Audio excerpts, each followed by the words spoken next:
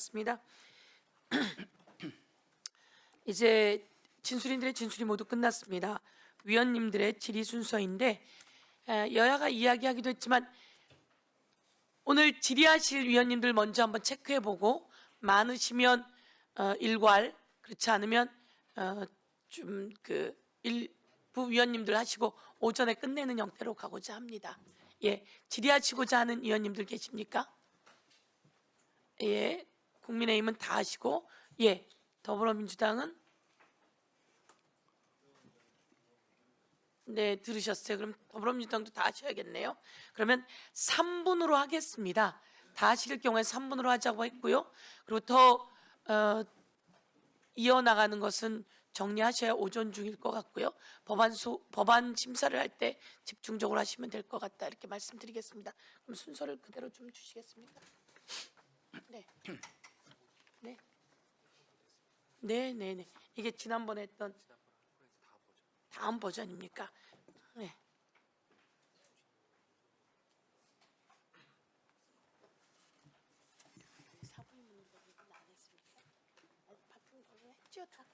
예, 알겠습니다. 그러면 3분씩 가도록 하겠습니다. 먼저 신동욱 의원님, 국민의힘 신동욱 의원님 질의해 주십시오. 국민의힘 순서 저희가 나눠 드릴게요. 기존에 있던 것을 바로 다음 버전으로 만들었습니다. 예. 국민의힘 서울 서초울의 신동욱입니다. 먼저 이렇게 귀한 시간 내주셔서 공청회 와주신 교수님들께 감사드립니다. 저도 기본적으로 네 분 하는 말씀을 들어보니까 크게 다른 법과 달리 찬반 양론이 많이 갈린다기보다는 도입 필요성에 대한 공감대는 대부분 다 있는 것으로 보이는데, 다만 어떻게 운영할 것인가의 문제에 대해서 좀 우려들이 좀 있는 것 같습니다. 조금 전에 한경수 변호사님, 아니요, 변웅재 교수님이신가요? 좀 질문 하나 드리고 싶은 게, 지금 플랫폼 기업 변웅재 교수님이요. 지금 도입에는 찬성하시는 입장이시잖아요, 그죠? 근데 이게 이제 플랫폼 경제와 AI 시대를 맞아서 이게 더더욱 필요하다는 부분에 굉장히 좀 강조점을 두시는 것 같아서 질문드리는데, 이게 이 AI 시대 플랫폼 경제에서 기업을 위해서라도 필요하다, 이런 취지로 지금 말씀을 하신 거는 맞습니까? 그 부분 조금만 부연 설명. 이를테면 이걸 해야지 이제 우리 일상적으로는 이게 기업의 부담이 될 것이기 때문에 도입에 신중해야 된다, 이런 의견들이 많은데, 이 플랫폼 기업이라는 그 특성에 따르면 기업을 위해서도 하는 것이 좋다라는 부분에 조금만 더 부연 설명을 좀 해주시면 좀 되실까 싶습니다. 말씀 좀. 네, 위원님 좋으신 질문 감사드립니다. 지금 이제 시대 환경이 변한 게요. AI가 도입되면서 이제 일부 로펌들이 아마 이제 계속 확산될 것 같은데, 이 AI를 동원해서 원고를 모집하는 거를 확대하고 있습니다. 그래서 요새 이번 쿠팡 사건에서도 보면 과거에는 기껏해야 몇백 명, 몇천 명 이렇게 모았는데 지금 이제 몇만 명을 모으고 있습니다. 그리고 이제 아시지만 이제 AI 에이전트 라는 게 도입되면은 사실 이게 자동으로 다 될 수 있거든요. 그래서 이론적으로는 또 실제적으로도 원고가 이제 무한히 확대될 수가 있습니다. 그런 플랫폼 기업 같은 경우에는 사실은 여기서 잠깐만요. 네. 시간 때문에 옵트아웃 방식으로 가면 실제로 거의 다 포함되는 거 아닌가요? 현실적으로 그런 문제와 별개로. 네네. 그렇기 때문에 이제 집단 소송이 필요하다고 말씀을 드리는 겁니다. 그렇게 개별적으로 하면은 법원도 너무나 힘들고 또 기업도 그걸 대응할 수가 없거든요. 예, 그렇기 때문에 이 집단 소송 제도를 도입을 하면 AI로 다양한 그룹들이 무제한으로 들어오는 걸 원고를 막을 수 있다. 모집해서 들어오면 기업도 대응하기 힘들기 때문에 오히려 그렇습니다. 집단 소송 법의 룰 안에 두는 것이 좋다, 이 말씀을 하시는 거죠? 네네, 그렇습니다. 감사합니다. 잘 들었습니다. 이상입니다. 예, 수고하셨습니다. 무소속 최혁진 의원님. 예. 네, 변웅재 교수님께 좀 여쭙겠습니다. 저도 아까 이제 말씀 들으면서 집단 소송제가 지금 최대한 빠른 시기에 굉장히 강화돼서 시행이 될 필요가 있겠다라고 생각을 합니다. 저는 이제 최근에 세 가지 사례를 좀 주목을 하고 있는데, 하나는 최근에 이제 우리 사회에 핫했던 하나솔루션 유상증자 사건이 있지 않습니까? 기존 주식의 한 40%나 되는 분량 정도의 어마어마한 한 2조 한 4천억 정도 규모였던 것 같아요. 유상증자를 강화를 했고 그로 인해서 소액주주들이 엄청난 피해를 받고 여기에 대해서 집단 대응들이 지금 이루어져서 금감원이 나서가지고 일정하게 규제를 하면서 이제 문제가 해결 국면으로 가고 있는데 이 문제를 가만히 놓고 보게 되면 사실은 기업이 부실 경영으로 어마어마한 채무가 생긴 것들을 갖다 유상증자를 통해서 해결하려고 기업의 부실 경영에 대한 책임을 소액주주한테 다 떠넘겼던 사건 아닙니까, 그죠? 그리고 이 사건이 벌어지는 상황에서도 김승현이나 김동관 같은 경우에는 수십억 원대의 이익을 매년 가져왔단 말이에요. 사과도 한마디 없이. 이런 일이 한국 사회에서 계속 반복되고 있는 상황이고 제가 하나와 관련된 계열사를 다 뒤져봤어요. 그랬더니 지난 몇 년 동안에 계열사 전체에 있는 사회이사 중에 기업의 의사결정에서 노라고 한 흔적이 0%더라고요. 사회이사라고 하는 제도 만들어놨는데 예방도 안 되는 거예요. 그래서 저는 이런 조치들이 빨리 이루어져야 소비자 피해를 줄일 수 있다고 보고 있고 두 번째 사례 중에 하나가 최근에 저한테 민원 들어온 건데 두산건설입니다. 두산건설 아파트 공사하면서 안반 나오니까 수백 차례의 발파 작업을 해서 주변에 한 300가구의 서민주택이 전부 다 금이 가고 상수도 파열되고 지붕이 물이 새고 난리가 났어요. 그런데 자기들이 하청업체한테 얘기해가지고 공사와 무관하다라고 하는 무슨 확인서 하나 감리 증명서 가져와서 무관하니까 위로금으로 20에서 80만 원 주고 퉁친 상황인데 계약서에 서명 안 하면은 기본적으로 돈 이마저도 못 받겠다라고 하니까 할머니 할아버지들이 다 사인했는데 계약서 내용의 얘기를 들어보니 사인한 이후로는 언론에도 절대 얘기하면 안 된다. 예? 그다음에 이후에 집에 문제 생겨도 보상 요구하면 안 된다. 이런 일들이 한 군데가 아니고 여러 군데에서 계속 발생하고 있고 마지막으로 이제 영월이 요즘에 핫해졌잖아요. 영화 때문에. 영월 가보시면 알겠지만 쌍용 시멘트 공장 주변에 가면 지붕이 전부 다 회백색으로 그냥 다 시멘트 분진으로 덮여 있잖아요. 진폐 환자도 많고. 제가 놀란 게 일본, 유럽의 시멘트 공장 주변에 갔는데 빨래 널어놔도 아무 이상이 없어요. 이미 수십 년 전에 기술적으로 분진 제거 기술이 다 있는데도 불구하고 기업이 이걸 적용을 안 해가지고 주민 피해 당하고 또 하나 그렇게 해서 소비자들한테 불이익을 주고 국민들한테 피해를 줘도 아무 불이익을 안 받으니까 어디까지 갔습니까? 여러분들 아시는지 모르겠지만 대한민국 시멘트는 시커매요. 중국 시멘트는 하얘요. 아시죠? 중국 시멘트는 이런 색깔입니다. 이런 색깔. 대한민국 시멘트는 이런 색깔이에요. 이런 색깔. 왜? 쓰레기 태운 거 갖다 다 집어넣고 있잖아요. 그게 폐암을 일으킬지 뭐 할지 그런 것들을 지금 전국의 국민들이 다 언젠가 피해를 볼 텐데 집단 소송제나 이런 것들이 빨리 됐어야 된다. 이런 것들이 안 되니까 기업 경쟁력도 후져지는 게 아닌가라는 생각을 합니다. 그래서 아까 변홍재 교수님이 전방위적으로 해야 된다는 말씀에 동의하고 다만 하나 말씀 꼭 드리고 싶은 것은 집단 소송을 하더라도 서민 지역의 사람들은 몇십 명이 모여도 변호사 비용들을 잘 못 대서 포기하는 상황이 있는데 이런 부분에 대해서는 어떻게 대응할 건지 그런 부분까지도 좀 말씀을 해주시면 좋겠습니다. 네, 의원님 좋으신 말씀 감사드립니다. 그런 이유 때문에 이제 일반적으로 하는 게 좋다고 말씀드린 거고요. 그 다음에 또 적어도 이제 초기 단계에는 지금 말씀하신 대로 서민들의 경우에는 뭐 집단 소송 하더라도 그걸 활용하기 어렵습니다. 그렇기 때문에 올바른 방향으로 갈 수 있도록 공적인 지원이 필요하다 이렇게 생각하고 있습니다. 감사합니다. 예, 수고하셨습니다. 다음은 국민의힘의 조배숙 의원님.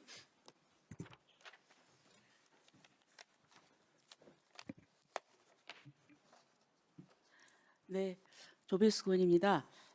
이 부분은 좀 네 분 다 한번 좀 이걸 PT를 한번 보셨으면 좋겠는데요. 제가 최근에 사례를 한번 보겠습니다. 저 PT 띄워주세요. 예. 그러면 모두 투어 사례가 있었습니다. 이거는 이미 법원에서 재판을 했는데요. 지금 이제 사건 발생, 뭐 행정 제재도 있었어요. 법원 판결에 1인당 10만 원씩 배상하도록 해 있습니다. 그런데 만약에 요거를 그다음 띄워줘 보세요. 자, 요거를 지금 이제 소급 적용하면은 지금 이 집단 소송에 있어서 지금 소급 적용을 해야 된다는 지금 그 안이 있지 않습니까? 그러면은 소급 적용하면은 지금 영업이익이 지금 76억인데 3,060억 원을 배상을 해야 됩니다. 그렇게 되면은 뭐 영업이익의 40배가 되거든요. 예. 그다음에 구체 사례를 보겠습니다. 보면은 요거 지금 이제 우리가 추정을 하게 되면은 영업이익이 24억인데 지금 이거 무상 리콜해 가지고 소급 적용하면은 1인당 55만 원 배상하면 193억입니다. 어떻게 보면 영업이익보다 이 소급 적용하면 이제 배상이 너무 큰 거죠. 예. 그러니까 기업이 이제 뭐 엄청난 부담을 지는 겁니다. 그다음에 클래스 U 스타트업 이제 기업인데요. 역시 이제 사건 발생했고 행정제재가 있었고요. 그리고 또 이게 소급 적용해가지고 하면은 1,606억을 배상을 하게 됩니다. 1인당 10만 원씩만 잡아도요. 근데 이게 이 영업이익의 267배입니다. 자, 제가 말씀드리고 싶은 건 이렇습니다. 지금 물론 이제 필요합니다.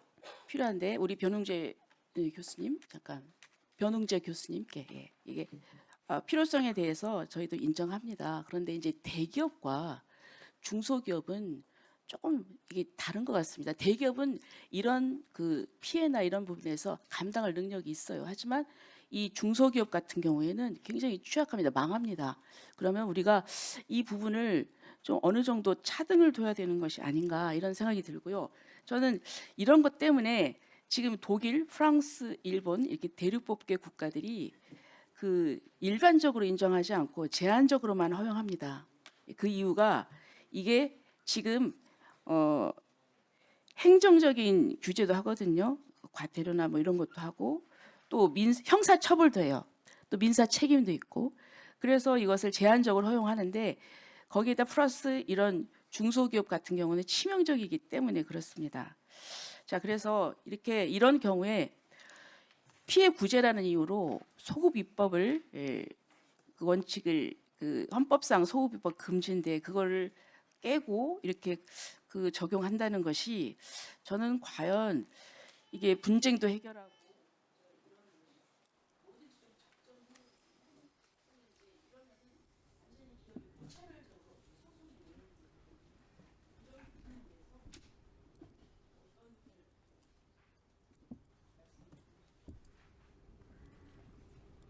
누구한테 질문하셨습니까? 예, 위원님 질문 감사드립니다.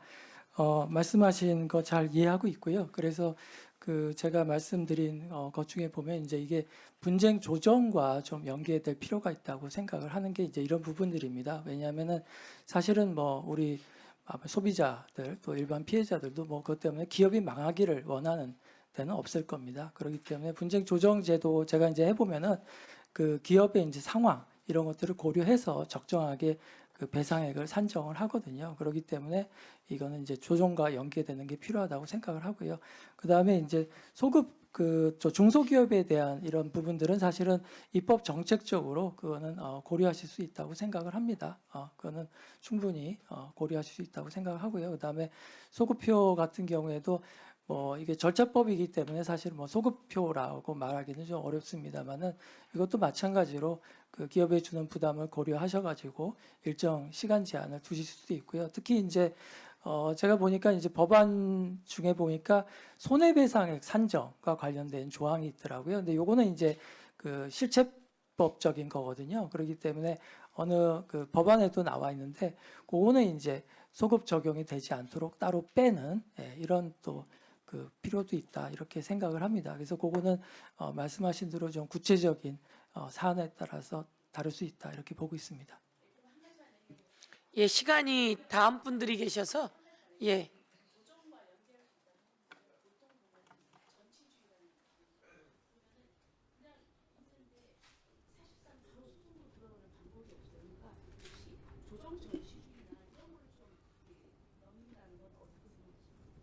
네, 뭐 입법 정책적으로 택하실 수 있는데요. 저 개인적으로는 전치주의를 하기보다는 법원에서 그 재판부가 적정하게 판단하셔가지고 조정에 회부하는 뭐 이런 식으로 하는 게 적절하지 않을까 생각하고 있습니다. 예, 많은 분들이 집단 소송제가 꼭 필요하고 OECD 국가 중에서 하고 있지 않는 나라가 세 나라밖에 없는데 그중에 가장 열악한 나라가 대한민국이다. 그런데 지금 말씀처럼 고민하고 걱정하는 부분도 많다.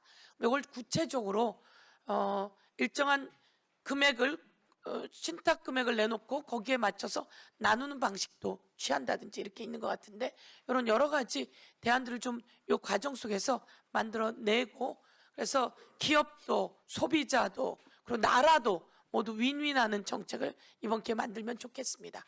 예, 다음은 더불어민주당의 전현희 의원님 질의해 주십시오. 네, 변웅재 교수님께 질의를 하겠습니다. 지금 오늘 공청회의 가장 중요한 쟁점 중에 하나가 이 법안이 소급표를 인정하냐 마냐 여부인데요.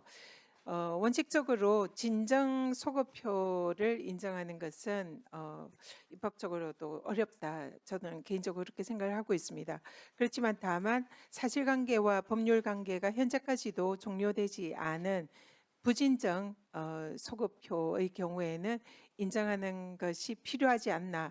그리고 그는 대법원에서도 인정한 그 사안이기 때문에 위헌 문제도 없다 이렇게 생각을 합니다. 거기에 대한 입장 여쭙고요. 또 하나는 교수님 발제문에 매우 흥미로운 내용이 있었습니다. AI 시대에 지금 이제 법률사무소에서 AI를 통해서 소송을 제기를 하게 되면은 수만 명, 수십만 명에 이르는 그런 많은 원고를 모집을 할 수가 있기 때문에 이게 만약에 이런 집단 소송의 형태가 아니라 개별 소송으로 수십만 명 이상의 이런 많은 사람들이 원고가 되어 소송을 제기를 한다면 법원도 매우 곤란할 것이고 기업의 경우에도 오히려 집단 소송을 도입을 해달라 이렇게 간청할 수도 있다. 그렇기 때문에 집단 소송 제도가 적극적으로 AI 시대에는 필요하다. 이런 이제 내용을 봤습니다. 그래서 매우 흥미롭기도 하고 또 사실상 지금 현재 AI 시대를 맞이하는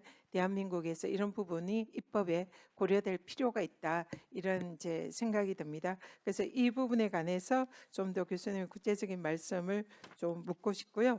또 이 전체적으로 현재는 정권 관련 소송에서만 집단 소송이 도입이 되어 있는데 이 범위를 일반 소송까지 다 확대할 필요성이 있다 이렇게 말씀하셨는데 이 필요성이 왜 그런지에 관해서 우리 교수님이 세 가지 질문에 대해서 좀 답변을 부탁드리겠습니다. 네, 의원님 질의 감사드립니다.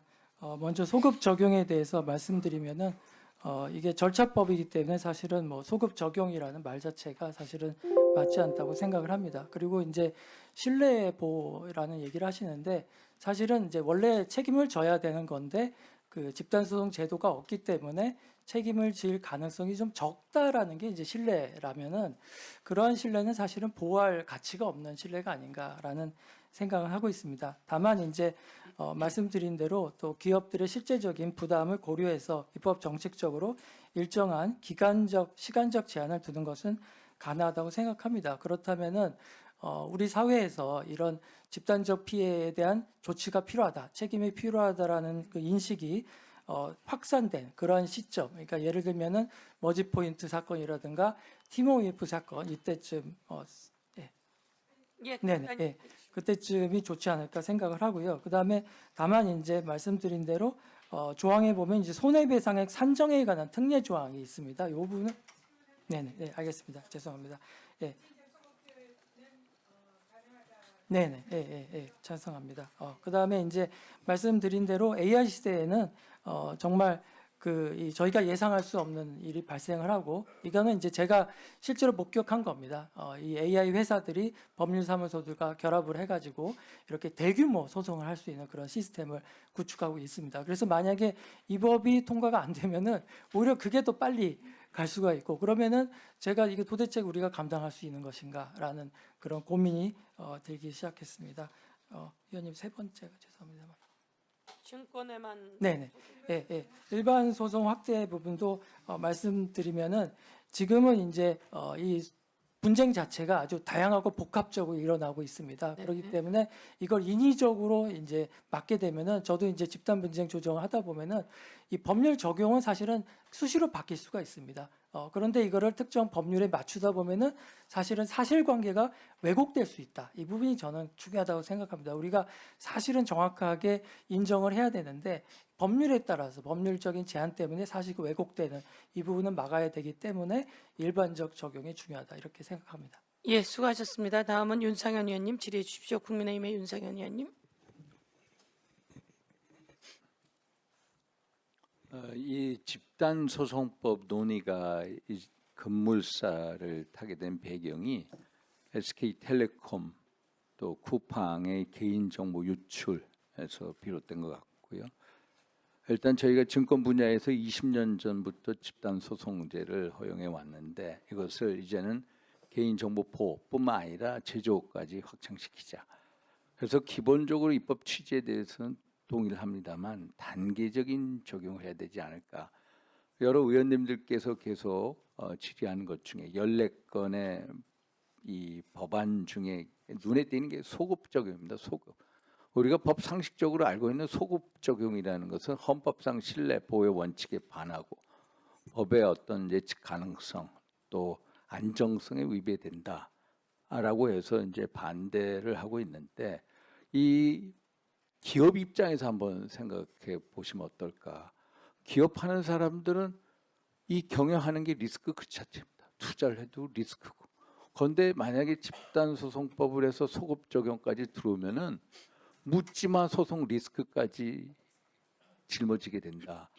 그러면은 정말 이재명 정부가 얘기하는 게 기업하기 좋은 나라, 기업하기 좋은 환경을 만들겠다고 하고 실용적 시장주의적 정부라고 얘기하는데 이런 거하고 어떻게 되느냐? 물론 이 법률안 등이 나오게 된 배경이 쿠팡의 정보 유출 3,700만인가요? 거기서부터 유리한 것 같은데 어떤 쿠팡 외국 기업의 어떤 일탈 행위에 대해서 당연히 엄벌이 필요하다. 그러나 이런 식으로 소급입법으로 가면은 이게 한미 간의 외교 통상 문제로까지 점화가 된다. 그래서 어떤 소급입법에 대해서 저는 반대하는 입장이고 그런데 얘기를 들어보니까 배용재 교수님이나 한경수 변호사님은 절차법이 때문에 소급적인 원칙이 없다.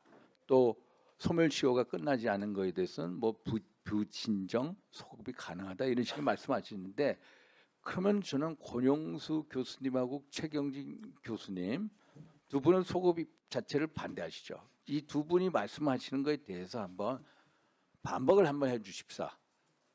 라는 얘기를 드리고 싶습니다. 두 분이 이 소급 문제에 대해서 어떤 생각을 갖고 어떻게 이 변영재 교수님, 한경수 변호사님 말씀하신 거에 대해 어떻게 반박하시겠습니까?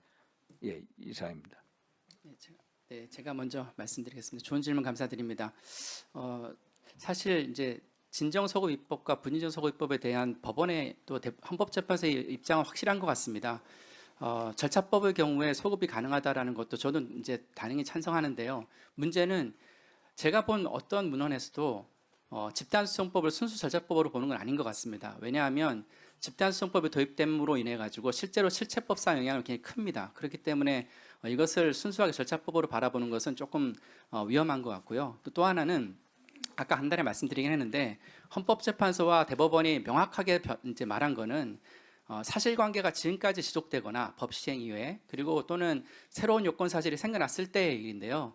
여기에 사실관계가 계속된다는 얘기는 소멸시효가 남아있다는 얘기가 아니라 기존의 위법행위가 계속된다는 얘기입니다. 그리고 요건 사실이 계속 새롭게 만들어졌다는 것도 우리가 소송을 제기하기 위해서는 뭐 고의 과실이라든가 인과관계라든가 또는 손해 발생 같은 게 필요한데 새로 법 시행된 이후에 그 중에 어느 하나가 새롭게 나타났을 때 부진정 소급 입법이 가능하다는 것이지 말씀하신 것처럼 소멸시효를 가지고 판단한 건 아니고요. 또 그 경우에도 언제나 가능한 것이 아니라 헌재나 대법원은 반드시 신뢰보호 원칙이 훼손되느냐 안 되느냐를 판단하고 교량하라는 겁니다. 이런 것을 통해서 결정하라는 것이라서 이 소급 입법을 판단하실 때 그 문구가 정확하게 좀 이해돼야 되지 않을까라는 생각을 합니다. 예, 저는 한 번만 하시면 어떨까요? 시간이 지금 짧게 이야기해 주시겠습니다. 이제 시간이 의원님들 많지 않습니다. 그래서 그렇게 해주시면 되겠고요. 예, 교수님 하십시오. 그럼 네. 저는 이제 말씀을 주셨으니까 그냥 짧게만 말씀드리면 지금의 문제는 사실 부칙에 있는 그 규정에 관련된 문제가 지금 사실 언급이 안 되고 있는 부분이라 사실 그 부분에 대한 것들에 대해서 한번 얘기를 드리고요. 그다음에 이제 이 지금 말씀하시는 그 문제 외에 사실 중소나 중견기업들의 소송 리스크를 올리는 부분을 사실 우리가 이걸 부정하고 갈 수는 없는데 그거는 아까 전에 의원님께서 보여주신 것처럼 사실 그런 문제를 가져올 수 있는 부분들이 분명히 존재하거든요. 그래서 그런 것들에 대한 생각을 좀 해야 되지 않을까 정도만 말씀을 드리겠습니다. 예, 수고하셨습니다. 다음 박균택 의원님, 더불어민주당의 박균택 의원님 질의해 주십시오. 우리 최경진 교수님이 제일 구체적으로 반대를 하시는 것 같아서 최 교수님에게 질문을 좀 드리겠습니다. 여러 가지 쟁점을 말씀하셨는데 소급표 문제가 제일 큰 쟁점이 되는 것 같습니다. 이게 뭐라 그럴까요?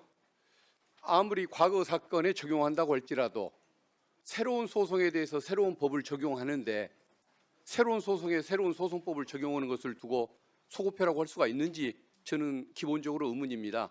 그리고 설령 이것을 소급입법이라고 해석을 하더라도 우리 헌법 13조에 보면 형사처벌, 재산권 박탈, 그리고 참정권 세 가지를 제한할 때 소급입법을 금지를 하고 있습니다. 나머지는 소급입법이 금지되지도 않습니다. 그런데 어떻습니까? 지금 이 우리 집단소송법이 없는 책임, 없는 의무, 없는 죄를 만들어내는 것은 아니고 이미 있던 의무, 이미 있던 책임에 대해서 피해자들에게 소송 절차상의 편의를 제공하는 것에 불과하지 않습니까? 그런데 과연 이것을 소급입법에 해당한다, 헌법의 원칙에 어긋난다 이렇게 해석할 수가 있습니까? 어떻습니까? 저는 위반된다고 생각합니다. 왜냐하면 새롭게 이제 법이 새롭게 시행된 다음에 기존의 사실관계에 대해서 소송을 하는 거이잖아요. 근데 새로운 사실관계에 대해서 소송을 이제 법을 적용하는 것은 당연히 소급입법이 아니죠. 근데 의원님 말씀하신 것처럼 새로운 사실관계 가는 건 관계 없습니다. 그런데 우리가 지금 적용하고자 하는 대상은 이미 법 시행 이전에 발생했던 이미 끝난 사실에 대해서 지금 법을 소급 적용하자는 거기 때문에 소급인 건 분명하고요. 그리고 이제 헌법에 명시돼 있냐라는 건데 이제 몇 가지 고민할 게 있습니다. 뭐냐 하면 우리 법이 헌법재판소와 또 일반 대법원이 만약에 의원님 말씀대로 소급입법을 할 수 있다라고 말했다면 굳이 왜 그렇게 구체적인 요건을 들어가지고 굳이 예외적으로 이러이러한 요건의 경우에만 소급이 가능하다라고 굳이 말했을까요? 만약에 말씀대로 한다면 굳이 그런 판단 자체를 법원이 할 필요가 없었을 거라 생각합니다. 잠깐 교수님 한번 들어보십시오. 네네. 이것은 소송 절차법입니다. 실체법이 아니죠. 없는 의무를 만들어내고 없는 책임을 만들어내는 것이 아닙니다. 기존에 발생했던 책임, 기존에 발생했던 의무에 대해서 피해자들이 그것을 실현하기 위한 소송상의 절차, 그 편의를 제공하는 것에 불과한데 마치 없던 재산권을 박탈하는 것처럼 그렇게 해석하시는 것은 사실관계를 호도하는 문제인 것 같습니다. 어떻습니까? 집단소송법을 우리가 이제 미국도 이제 소송 절차법에 있긴 합니다. 그런데 집단소송법을 순수 절차법으로 바라보는 시각은 없는 것 같습니다. 왜냐하면 집단소송법이 도입됨으로 인해 가지고 사실상 법원이 특히나 우리나라 법원 같은 경우에 순수하게 법원 내에서 판단에 의해서 실손에 대해서만 판단하겠다고 하면 좀 문제가 덜할 것 같은데요. 집단소송법의 가장 큰 문제 중에 하나는 집단소송을 제기하는 일부, 그러니까 변호사라든가 또는 이때 소송 대리인, 특히나 이제 대표 당사자들의 오남용 문제와 또 한편으로는 이게 재판으로 끝나는 경우보다 보통 합의로 끝나는 경우가 많습니다. 그렇게 되면 실제 아까 통계 보여주신 것보다 훨씬 더 많은 액수의 합의가 다수의 힘에 의해서 이루어질 가능성이 있거든요.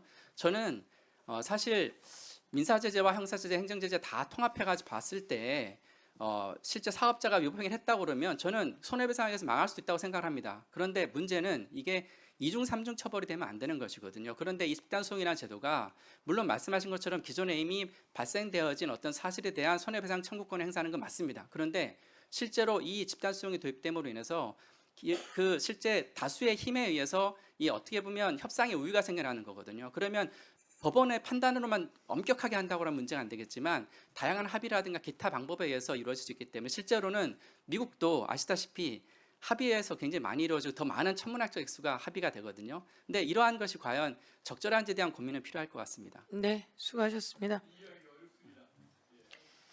다수의 힘보다는 다수가 피해를 입은 사례이죠.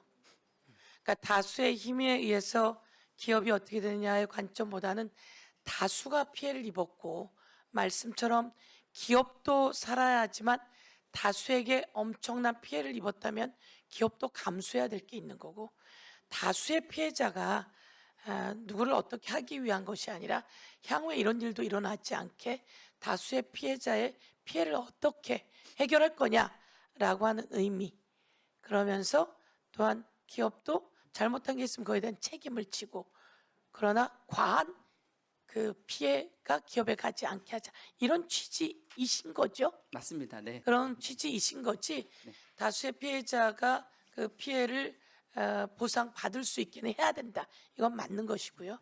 예. 예. 그러면 국민의힘의 곽규택 의원님, 예, 질의해 주십시오. 예, 그 최경진 교수님께 계속해서 여쭤보도록 하겠습니다. 이 집단 소송을 새로 도입하는 이 부분이 순수 절차법으로 볼 것은 아니다 하는 입장에 저는 적극적으로 공감을 합니다. 지금도 흔히 이루어지는 단체 소송과 집단 소송이 분명히 다른 것은 소송에 참여하지 않은 다수의 피해자에게도 바로 판결의 효력이 미치기 때문에 이것을 어떤 순수한 절차법이다 이렇게 규정하고 시작하는 것은 저는 잘못된 시각이라고 보고요. 순수 절차법이라고 하더라도 헌법에 규정된 그런 제한 사항에 따라서 소급효는 금지되는 것이죠. 형사소송법도 마찬가지죠. 절차법이라 하더라도 그것이 피고인의 인권에 영향을 미치면 그것은 소급이 금지되는 겁니다. 절차법이라고 해가지고 다 소급효가 있는 게 아니에요.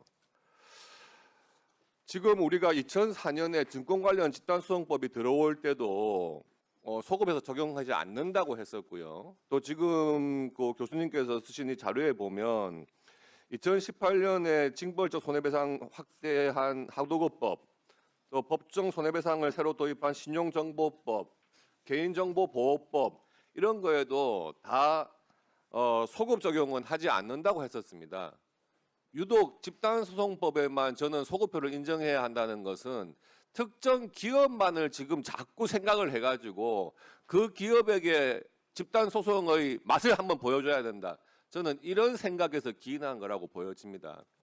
저는 이거 집단소송 해가지고 잘못해서 이거 소급효 인정해가지고 하면은요, 저는 ISD 소송까지도 외국에서 들어올 가능성도 있다고 보여져요.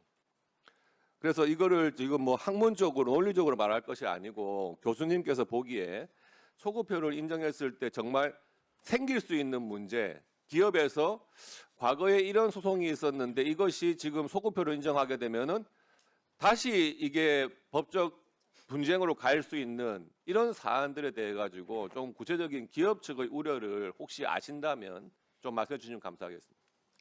네, 질문 감사합니다. 사실 제가 그동안에 이제 교수로서 활동을 해오면서 굉장히 관심을 많이 가졌던 게 일반 소비자나 국민들의 어떤 피해 구제라든가 이런 권익 보호에 굉장히 관심을 많이 가졌는데요. 그럼에도 불구하고 이 소급효에 대해서 제가 강력하게 말씀을 드리는 거는 법학자로서 지켜야 될 가장 기본적인 원칙이라고 저는 생각을 합니다. 그래서 저는 이번 22대 국회에서 소급입법에 대한 어떤 선례를 남기지 않았으면 좋겠다라는 게 개인적인 소망이거든요. 그래서 이 이슈는 우리가 좀 더 신중하게 바라봐야 될 것 같고요.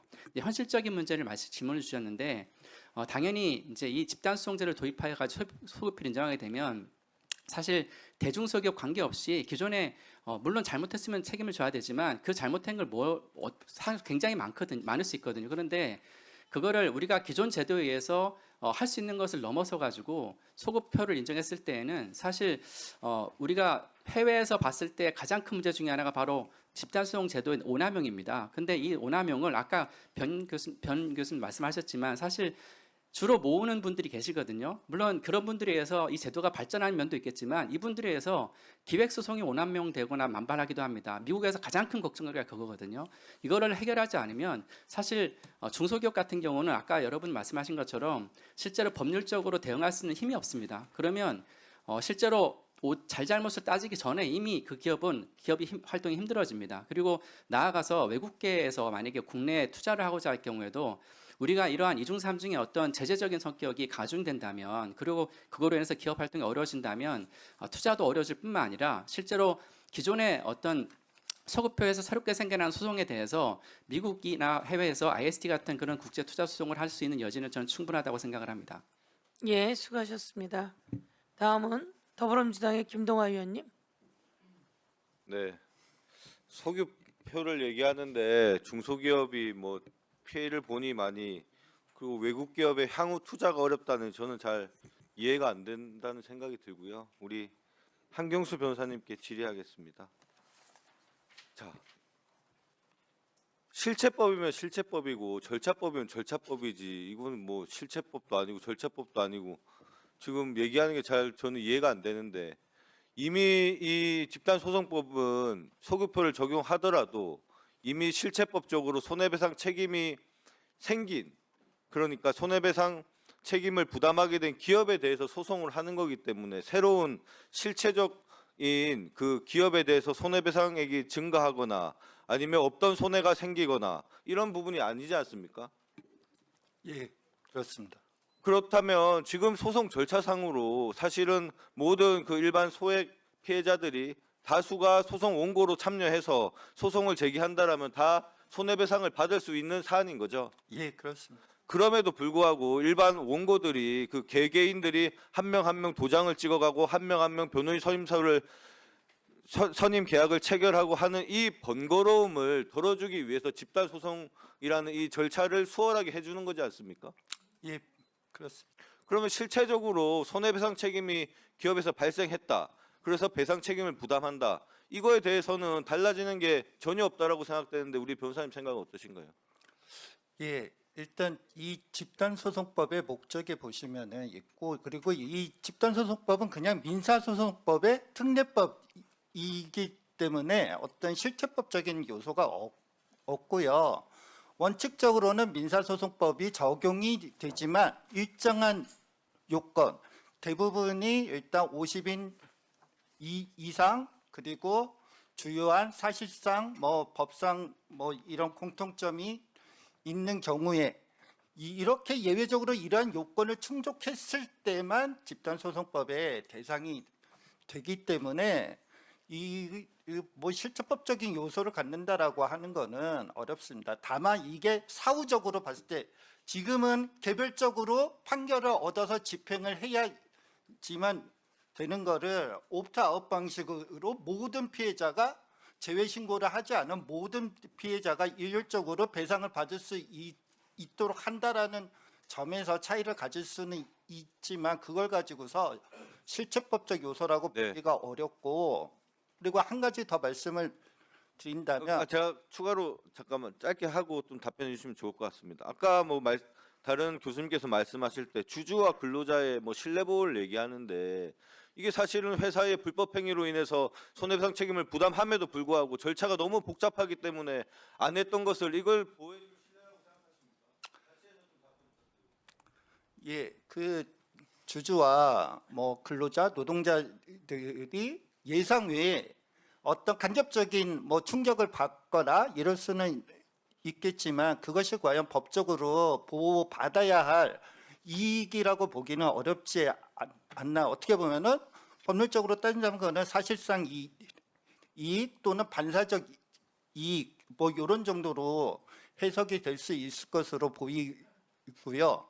또 하나 지금 계속 소급표 하는데 이거는 소급표 문제가 아니라 예를 들면은 재판 전문가 이 현재 소멸시효가 진행되지 않는 사건에 대해서 집단소송법을 적용하지 않게 되면 어떤 문제가 발생을 하냐면, 예를 들어서 쿠팡 사건에서 아직까지 소송을 제기하지 않았던 피해자가 집단소송법이 그러니까 집단소송법이 시행된 이후에 소송을 제기를 한다면 이 피해자들은 그냥 민사소송법상에 그냥 개별 민사소송으로 제기를 해야 되는데, 아니 어떤 사람은 집단소송법에 따라서 집단소송을 제기하고 어떤 사람들은 집단소송을 제기할 수 없고, 오히려 이 소멸시효가 진행되지 않은 사건에 대해서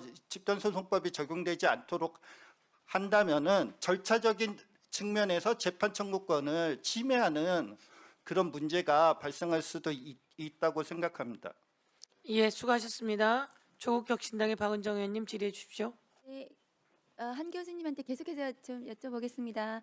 지금 그러니까 이 집단소송법에서 소급표 문제 제기를 하는 분들도 예컨대 쿠팡 같은 경우에 그 현재의 사실관계, 법률관계가 아직 진행 중이다는 이 분진정 소급 입법에 해당하는 것에 대해서는 이의를 제기하지 못할 것 같아요. 그러면 우리 헌법재판소든 부진정 소급 입법에 대해서는 원칙적으로 허용하는 입장이거든요.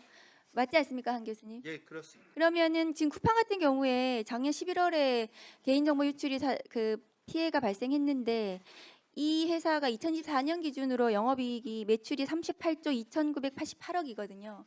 그런데 이번에 정보 유출이 3,370만 개인 정보가 유출이 됐고 이 역대급 개인 정보 유출이거든요. 그 국내 기업 시총 2위입니다.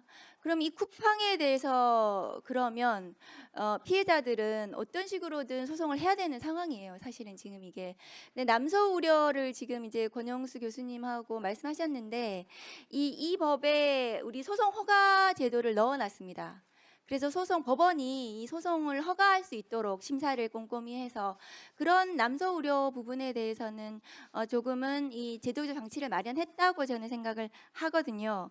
그런데 쿠팡 같은 경우에 아까 권용수 교수님께서 이 미국하고 우리는 다르다. 미국은 사전적 규제가 없는데 우리는 사전적 규제가 있다. 그 사전적 규제를 뭐로 보셨냐 하면은 과징금이라든가 뭐 형사처벌 이런 예를 드셨는데 그거는 사후적인 규제죠. 그리고 과징금 같은 경우에 우리 영업이익의 한 3% 정도 부과할 수 있는데 쿠팡 같은 경우에 지금 영업이익을 3%로 계산을 하면 1조 4천억 원 정도 되거든요. 과연 그러면 1조 4천억 원을 과징금으로 부과할 것인가? 아직도 지금 과징금 부과를 안 하고 있어요. 지금 현재도. 지금 SKT 같은 경우에는 2,300만의 정보가 유출됐는데 1,348억 원의 과징금 부과했을 뿐입니다. 쿠팡 지금 39조 원의 이 매출을 올리는 이 회사에 대해서 과징금 1조 4천억 부과한다고 해도 그것이 과연 이 미국처럼 기업을 망하게 하는 이런 과징금도 되지 않을 뿐더러 그리고 나서 이 쿠팡의 피해, 이 개인정보 유출로 인한 피해에 대해서 어떤 이 사후적 규제도 되는지도 모르겠어요. 사전적 규제는 더더구나 안 되고요. 그러니까 미국과 우리가 다르다라고 하는 부분에 대해서는 조금 다른 거를 검토를 하셔야 되지 않나 생각하고 그 미국에서 지금 도입하고 있는 이 집단 소송 제도를 우리도 조금 더 우리도 이게 소송 허가제들 같은 장치를 마련해서 도입하는 것이 개인 피해자들을 권리 구제를 국가가 두텁게 보호하는 것이 아닌가라고 생각을 하거든요. 그 부분에 대해서는 어떻게 생각하시는지 뭐 네 분 중에 아무나 말씀을 좀 예, 일단 제가 몇 가지 간단하게 말씀을 드리면 남소는 사실 지금 소송 절차상에서 남소가 벌어지고 있는 건데요. 예를 들어서 쿠팡 사건 보면은 소비자원에서 집단 분쟁 조정 절차 그리고 개인정보위원회에서도 집단 분쟁 조정 절차 그리고 전국 법원에 수백 개의 소송이 계류가 돼 있고요. 아니 위법 행위는 가해자 기업이 했는데 그에 따른 그거를 처리하는 비용은 사회가 부담을 하는 그런 구조를 갖고 있고 소송 건수도 훨씬 더 많은 거죠. 현재가. 그리고 이제 행정 규제와 관련해서는 대법원이 과징금의 성격에 대해서 징벌적 성격과 피해 배상용 성격을 같이 갖는다. 뭐 이렇게 판단을 하는데요. 그래서 집단소송법이 도입이 된다고 그러면 과징금 중에서 그 피해 배상용 성격을 갖고 있는 부분은 아마 조금 가만히 돼서 그 부분은 사라져야 되지 않을까 그렇게 생각을 하고요. 그리고 우리나라는 아까도 제가 말씀드렸었는데 민사소송법상의 손해배상액의 원칙이 실손해를 배상하는 겁니다. 그래서 미국처럼 그렇게 뭐 천문학적인 액수가 나온다든가 그럴 수가 없다라는 점 말씀드리겠습니다. 예, 수고하셨습니다. 다음은 더불어민주당의 김기표 의원님 질의해 주십시오. 네, 경기도 부천시의 김기표입니다. 자본주의 사회에서 대원칙이 있죠. 내가 누군가에게 손해를 가했으면 그 손해 가한 만큼의 손해를 배상하게 하고, 그래서 반대로 내가 누군가의 행위로부터 손해를 받았으면 그것으로부터 손해를 배상받을 권리를 주는 것이 자본주의의 원칙이고 민법의 대원칙입니다. 그런데 현대 사회를 보면 사실 내가 굉장한 피해를 받고 있음에도 불구하고 현실적으로 소송을 못하는 경우가 많아요. 일방적으로 내가 일단 먹고 살기도 바쁘고, 두 번째로 저거 손해배상 해봐야 한 100만 원이나 나올까? 이러면 그것에 변호사 선임해서 매달려서 소송을 할 수도 없는 거고, 게다가 100만 원을 받을 수 100만 원 정도라고 쳐도 내가 저 기업을 상대로 이길 수 있을까? 이렇게 생각하면 대부분이 소송 포기합니다. 그러면 그동안 기업이 그런 손해를 끼치고도 손해배상을 하지 않고 있었던 그 금액은 기업의 부당이득이죠. 보호할 가치가 있는 어떤 재산적인 권리가 아닌 겁니다. 그래서 한 진수님께서 얘기했듯이 이거 집단소송제 도입하면 이익을 보는 집단이 있지만 손해를 보는 집단이 있다. 이익과 손해가 아니죠. 원래 배상해야 될 손해를 배상하지 않고 있었으면 그것을 다른 제도를 통해서 절차를 통해서 공정하게 배분할 수 있도록 하는 것, 그것이 정의죠. 그러면 그런 차원에서 우리가 집단소송을 논하는 겁니다. 그러면 왜 소급표가 필요하냐? 우리 최경진 교수께서는 계속해서 소급표가 아니라고 하고 소급표라고 하고 뭐 실체법적인 것도 있다고 하는데, 그럼 이렇게 질문을 하겠습니다. 자, 그러면 이미 손해배상 손해가 발생했어요. 실체법적으로 손해가 발생했습니다. 그런데 이 법이 제정되기 이전 행위라고 해서 자, 그러면 계속해서 한 명 한 명씩 다 소송을 하세요. 그건 동의하시죠? 그렇게 할 수 있는 것은. 그렇습니다. 그렇죠? 네. 그럼 다시 돌아가서 집단소송이 왜 도입됐습니까? 방금 얘기한 것. 그렇게 한 명씩 한 명씩 소송하세요라는 것이 얼마나 지금 현재 사회에서 부당한가, 국민의 권리를 제대로 보호하고 있지 않은가에서 논리가 출발한 거예요. 그러면 만약에 손해배상이 시효가 지나서 이미 손해배상을 할 의무가 없는 것에까지 만약에 이 법이 그렇게 해라라고 한다면 그건 문제가 되겠죠. 그런데 아직 손해가 배상할 수 있는 시효가 남아 있어요. 그렇다면 그 방법, 배상을 청구하는 그 방법을 바꾸는 것, 그것이 어떻게 소급표가 될까요? 그것이 어떻게 다수의 어떤 이력으로 조정할 수 있다고 얘기할 수 있을까요? 한번 답변해 보시죠. 답을 드릴까요? 네. 네. 일단 아까 할 수 있는 게 좀 주시면. 예. 네. 일단 아까 위원장님께서 제가 드린 말씀을 약간 수정을 해주셨는데 너무 감사드리고요. 그 기본적으로 소송이라는 것이 아시다시피 어떤 권리와 의무, 그 다음에 또 찾아가는 과정인 건 분명하고요. 그리고 그렇지만 또 한편으로 소송의 묘미 중에 하나가 전략적인 면도 있고 협상이나 또는 어떤 협상력도 되게 중요한 이슈거든요. 근데 순수하게 법원의 판결로만 한다고 그러면 당연히 말씀이 맞습니다. 그런데 소송이라는 것이 꼭 판결로만 끝나지 않는다는 것이 이제 문제고요. 더 중요한 것이 있습니다. 만약에 의원님 말씀대로 우리가 이것이 소급표가 아니라고 한다면, 그리고 부진정 소급 입법에 해당된다고 한다면 저는 부칙에 넣을 필요도 없다고 생각합니다.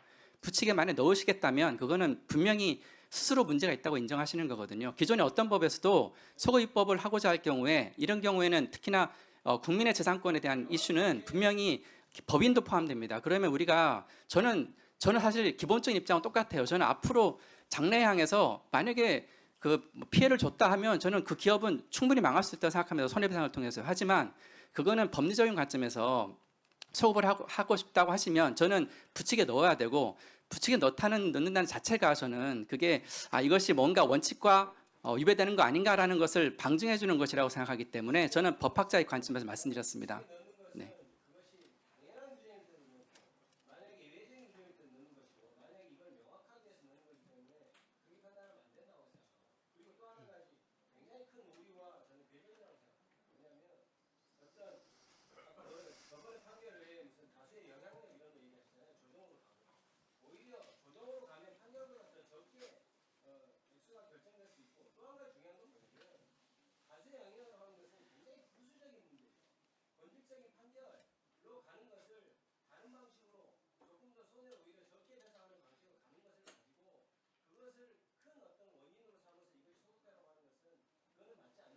저는 다르게 생각하는 게요.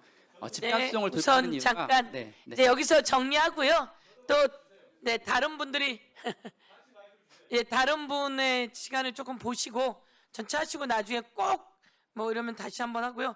우선 다음 분으로 넘어가도록 하겠습니다.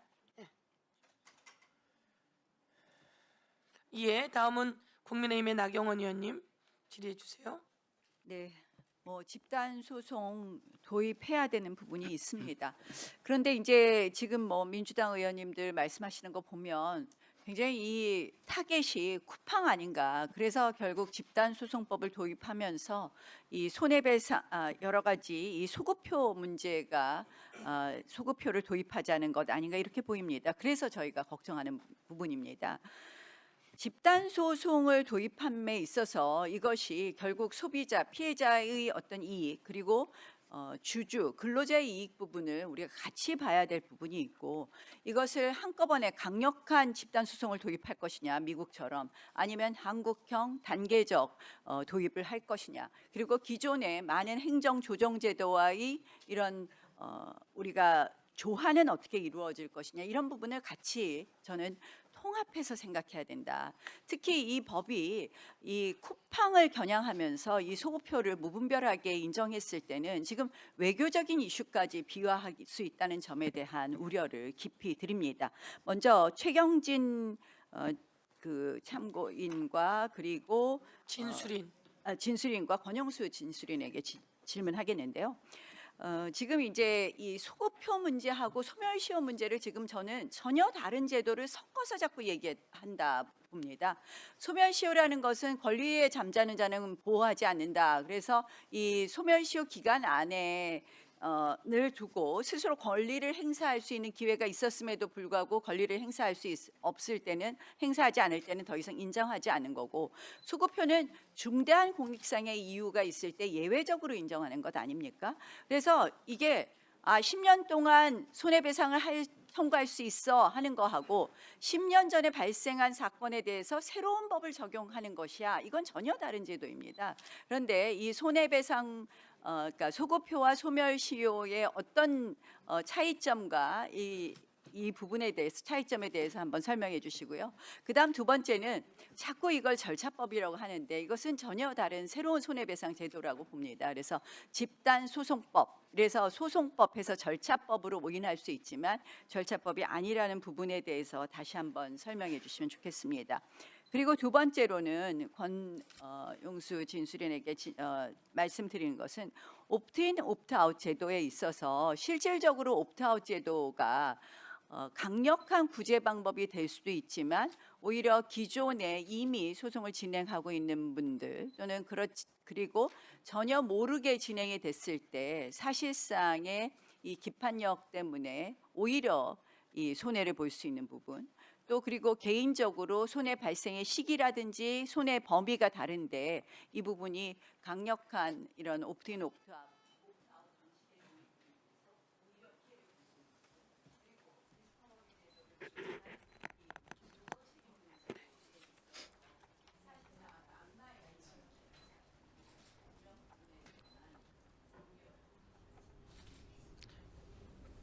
이렇게 하면 시간에 좀 제한이 있어서 우선 짧게 해주시고요. 예, 30초씩만 해주십시오. 예, 네, 30초씩만 해주십시오. 예.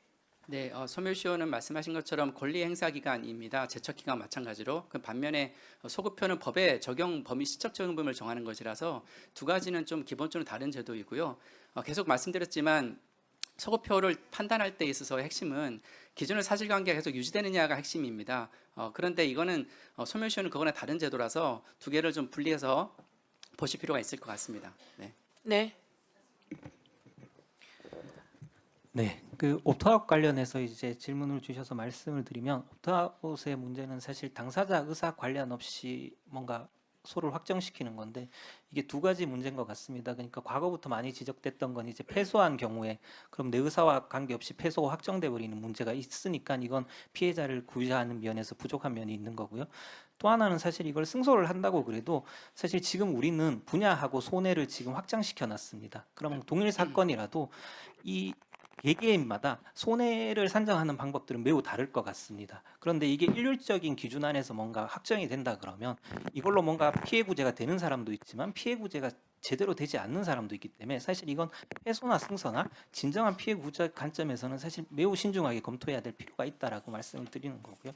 네, 수고하셨습니다. 네. 예, 다음 예, 지금 송석준 의원님 자리에 우리 김재섭 의원님이 하시겠습니까? 예. 이성윤 의원님이 지금 안 계셔서 네네네. 우선 김재섭 의원님 먼저 얘기해 주십시오. 먼저 질의해 주십시오. 예. 예, 저도 이 옵트인 옵트아웃 방식 관련해서 좀 궁금한 점들이 있어서 좀 질문을 좀 드리고자 합니다.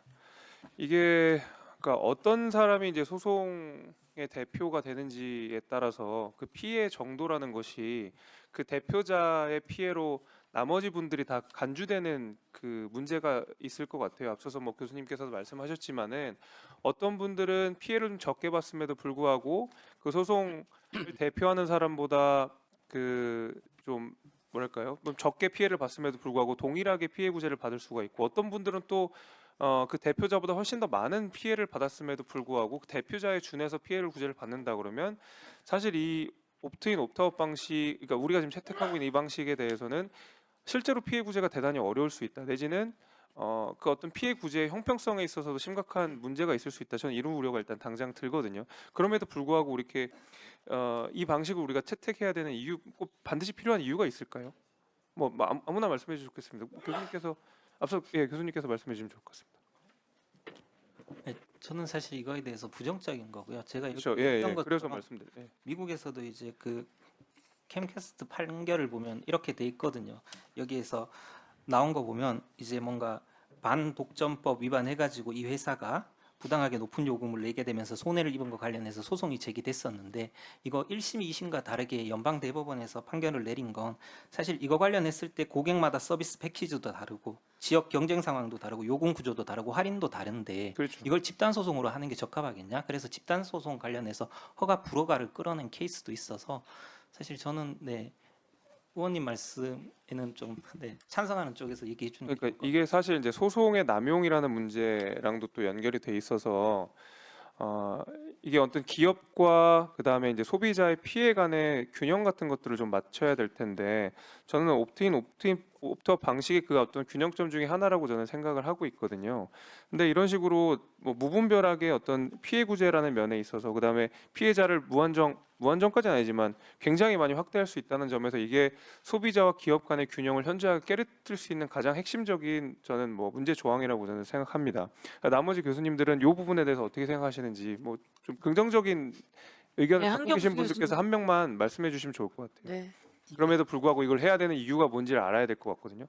그 옵트아웃 방식으로 했을 때 뭐 방금 말씀하신 그런 문제점이 생길 수는 있지만 그거는 사실은 소송 허가 요건에 의해서 사실상 법률상 쟁점이 공통된 거냐 아니냐 여기서 판단을 해서 사전에 걸러낼 수 있기 때문에 이게 옵트아웃 방식의 문제점이라고 보기는 어렵고요. 그거는 소송 허가 요건에서 다룰 문제지 이게 옵트아웃 방식의 문제점은 아니다. 그리고 실제로 소송을 하다 보면은 예를 들어서 뭐 손해이익이 일률적으로 나오는 경우도 있지만 예를 들어서 가습기 살균제 사건처럼 개인마다 손해이익이 전부 다 다를 수도 있기 때문에 이거를 대표 당사자를 기준으로 해서 손해액을 산정하지는 않을 거고 그거는 변호사가 어떻게 주장 입증을 하느냐에 따라서 달라지기 때문에 지금 뭐 얘기했던 문제점들은 옵트아웃 방식의 문제점은 아니라고 생각합니다. 그건 하나의 기준이 될 뿐이고 실제 판결에서는 유형별로 나눠서 할 수 있기 때문에 그리고 유형별로 나누는 게 불가능할 정도로 다르다고 그러면 이거는 소송 허가 요건이 아니게 되기 때문에 그 사전에 아마 걸러질 거라고 생각합니다. 그 부분은. 그러니까 말씀처럼 증권에서 집단소송제가 제도가 들어왔는데 허가 요건이 까다로워서 사실은 쉽지 않다 이렇게 평가를 해왔잖아요. 그런 것처럼 지금 집단소송제를 하게 되면 법원이 이건 집단소송으로 받아들일 거야 아니야 라고 요건이 있다는 말씀이신 거죠? 아니 예. 일단 소송 허가 결정을 받도록 돼 있기 집단소송제는 김재섭 의원님 허가 요건 소송의 허가 요건이 있다라고 하는 거고 가습기 살균제처럼 피해가 다를 경우에는 그거에 맞는 형태의 집단소송제가 있을 것이고 이 개인정보 유출의 경우에는 어느 누가 더 많다 아니다 하니까 그건 또 그 유형의 집단소송제가 될 것이고 이렇다는 말씀이신 거죠? 예, 예, 기본적으로 소송을 수행하는 네. 대리인이 그걸 나눠서 아마 소송 허가 결정 신청을 하면 그 문제는 충분히 해결될 수 그러니까 우리가 이 있다고 법안에는 남소가 되는 것이 아니라 허가 요건을 상황과 이거에 맞게 좀 만들어 둬야 된다 이런 말씀이신 거죠? 예, 그래서 지금 대부분의 법률 안에는 그런 요소들이 반영이 네. 되어 있습니다. 그런 내용이 법률 안에 다 반영되어 있다 이런 말씀이십니다. 예, 다음은 송석준 의원님, 장경태 의원님 안 계시고 우리 박지원 의원님 차례이신 것 같습니다. 예, 박지원 의원님 질의해 주십시오. 아, 예. 그러면 김용민 의원님, 예, 질의해 주십시오. 네, 우리 변웅재 교수님께 질의드리겠습니다. 아까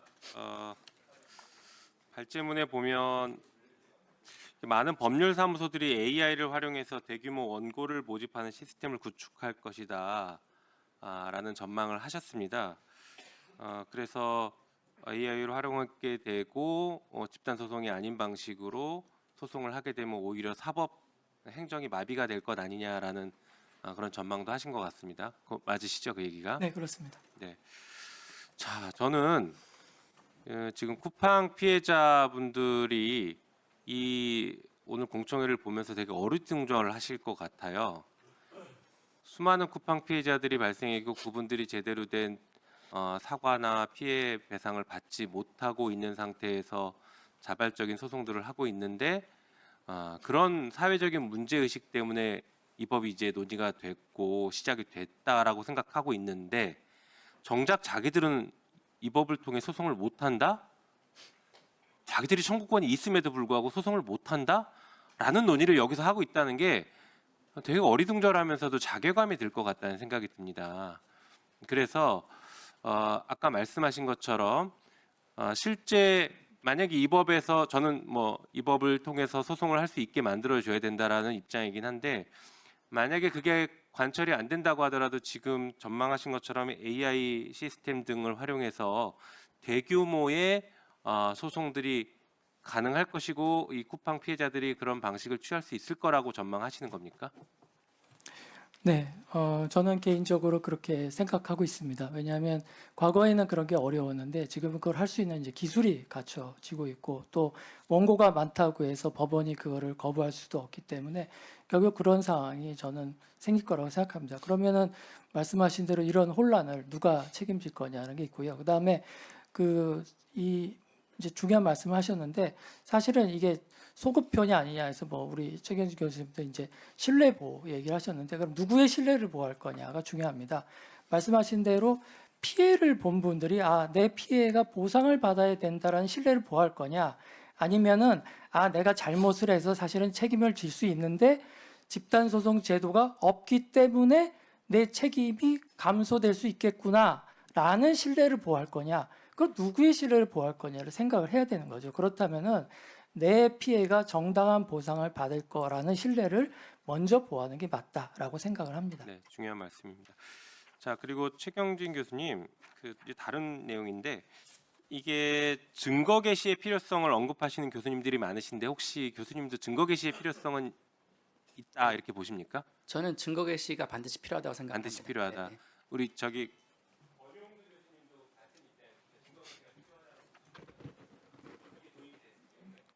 이게 뭐 정보 격차 해소라든지 실질적 심리에 도움은 될 것 같은데 사실 우리 법 체계는 당사자주의에 익숙한 체계는 아니고 그러니까 사실 증거 개시랑 사실 안 맞는 면이 있을 거라는 생각이 듭니다. 그래서 이 제도를 만들 때는 조금은 더 우리 법 체계를 생각해서 좀 고려해야 된다라는 생각이고요. 그다음에 영업 비밀 관련된 부분에 대해서는 미국도 사실 거기에서 보호 명령을 할 수 있고 실무상 많이 활용되니까 이런 부분들에 대해서 좀 고민이 같이 이루어지면 좋겠다라는 생각은 하고 있습니다. 네.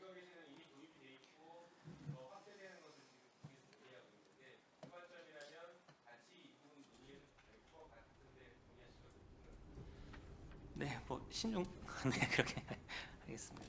예, 수고하셨습니다.